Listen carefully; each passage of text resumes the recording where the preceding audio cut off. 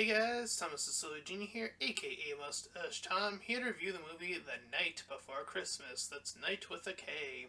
And if you end up enjoying this review, then consider joining my Patreon. That will be in the link in the description below.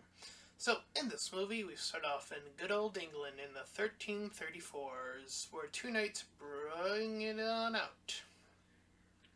They're hanging on out as it's Christmas time, and two brothers by the name of Jeff and Cole are heading out to do something or other. And they decide that they're going to split up their little plan. They have some sort of plan that they're trying to achieve. Cut to Ohio in 2019 in the current era as a teacher is talking with one of her students who's going over a breakup, and she's one of those top students who got with the breakup, and that caused her grades to suffer a little bit there.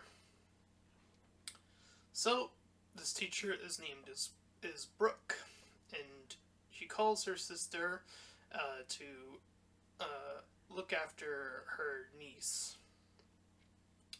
Meanwhile, we cut back to Cole, who sees this old woman who foretells him of his quest, and that he must achieve this said quest, and gives him a medallion and warns him that if he does not achieve said quest, that he will not become a true knight. He's whisked away into the future from this mystic lady. He catches a glimpse of her in the present timeline. Meanwhile, Cole is kind of bumbling around, and eventually he's like, a bunch of people are like, "Oh, a knight, let's get pictures with them." And he's like, "What? Oh." Meanwhile, we see Brooke seeing her ex-boyfriend, and she's very trying to avoid that situation while waiting for getting a picture with Santa. So Cole sees this female Santa and is assuming that is the old woman that did this. But before he can speak to her, he bumps into Brooke.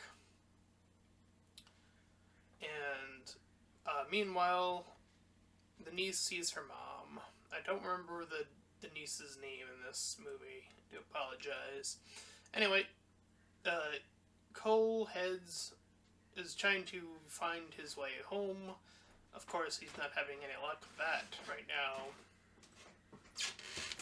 And Brooke hits the knight as he's trying to look around for his horse, primarily. And she suggests that she look after him after this police guy's like, "Hey, probably should take him to an ambulance or a hospital." So he takes Cole in, and she picked up this gauntlet he left behind. So she arrives back in the hospital feeling bad that she did this. And Cole is able to head up and leave after the fact. So the officer is trying to get some information from him, and Brooke offers to have her house as a guest house for him. So they do that. After that, she's listening to the radio on their trip there, and he's like, "Oh, what's music box of the future," or whatever, very out of world sort of vibes. She offers her home, her bath, to him. She calls her niece and her mom, the niece's mom. Meanwhile, Brooke is dealing with what the knight's doing with his putting out a fire and trying to hunt for a skunk for food. So he says that he's hungry, so they go out to go get dinner, and they bump into the ex again. Oh, they see the ex. She kind of suggests to him. Cole, not knowing the modern times have changed, calls the woman working there a wench, and the Brooke says that the new term they use, or the current term, is a server. So Cole, does a bark out,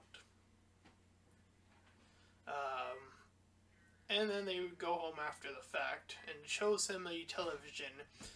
He becomes immediately hooked to it, and as well as a little bit of product placement from dear old Alexa, the little music device thing. So he's trying to ask the device to help him out, and it's only playing music.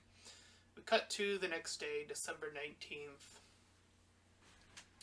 and Brooke sees her sister. So after they talk and she leaves, he offers with Brooke to binge watch some sort of show, and they do so. Um, and he's having a dream of his quest, of like what it is, and he's seeing certain things. And we cut to the next day, December 20th.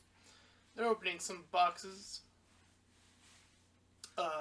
And Brooke opens up about her past parents. They didn't, they weren't around. And one of the lines was like, "Oh, you can only comprehend things that are real," and then it's like, "Oh, you know, sort of like beyond reality or whatever." So he offers to take her to like a place, and after that he talks about like what it is to be a knight, what sort of upbringing he had.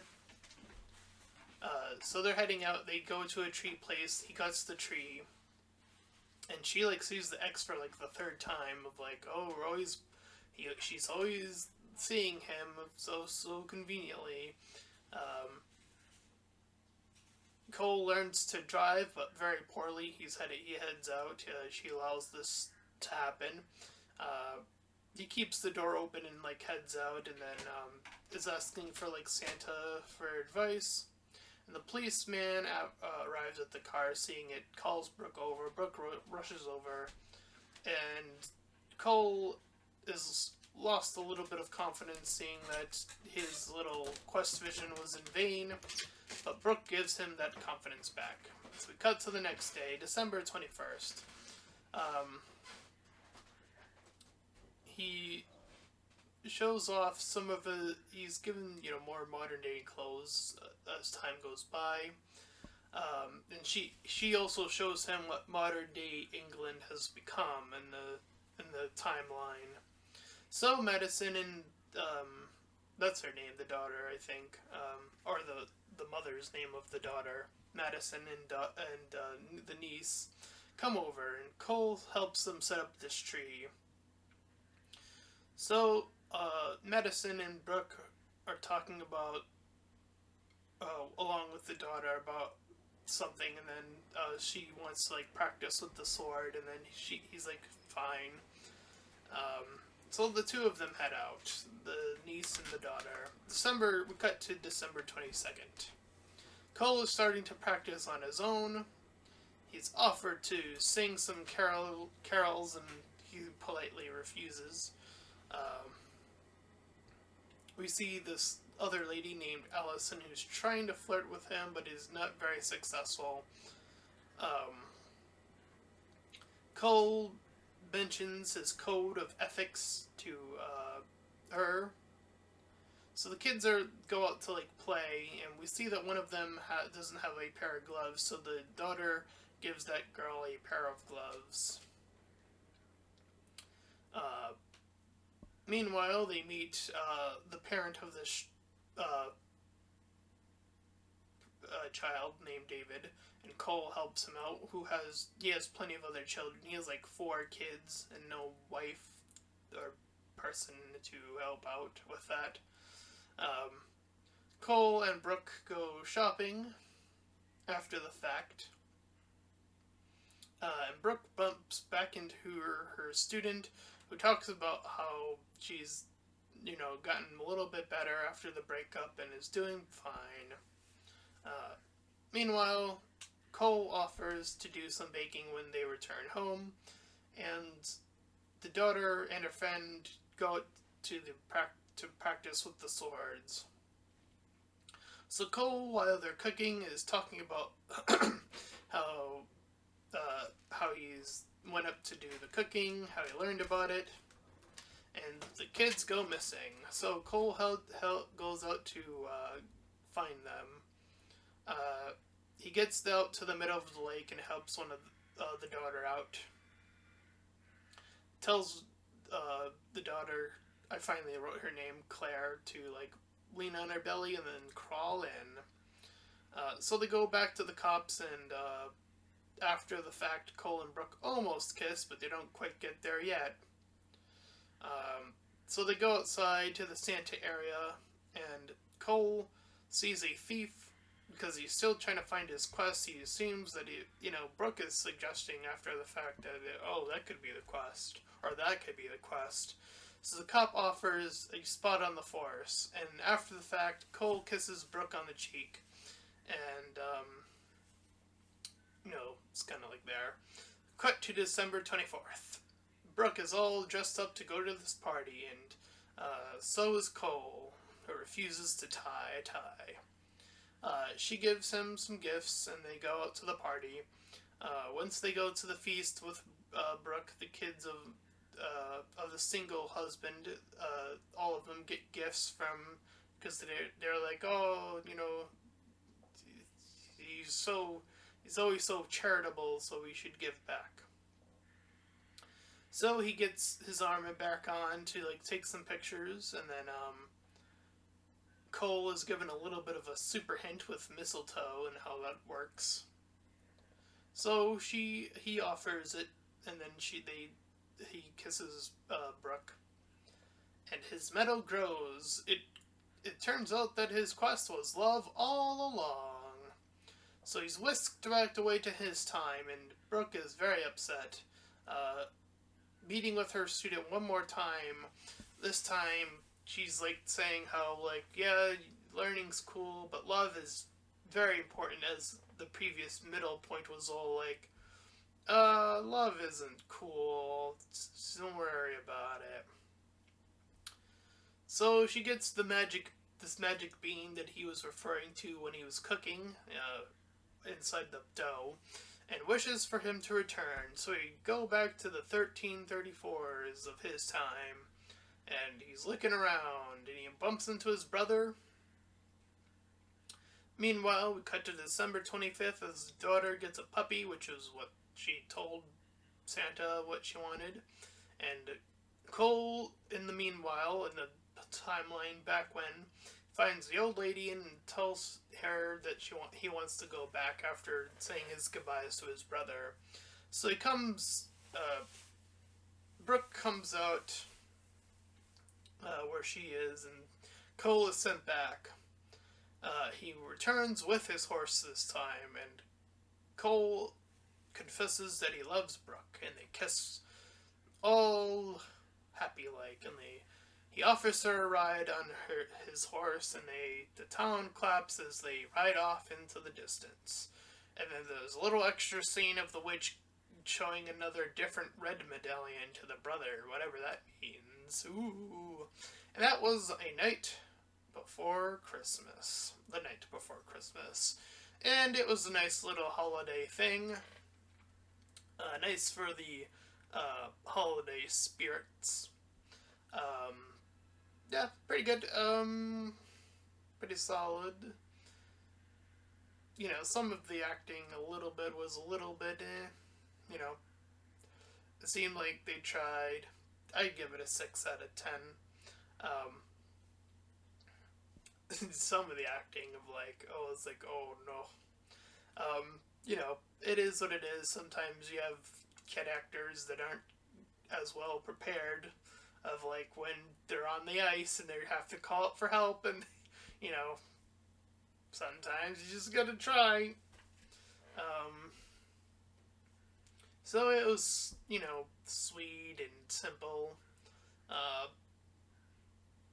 It is a bit odd from her perspective. She's always talking about like, oh, there's no good men around anymore. They make a point of saying that pretty early on in the movie.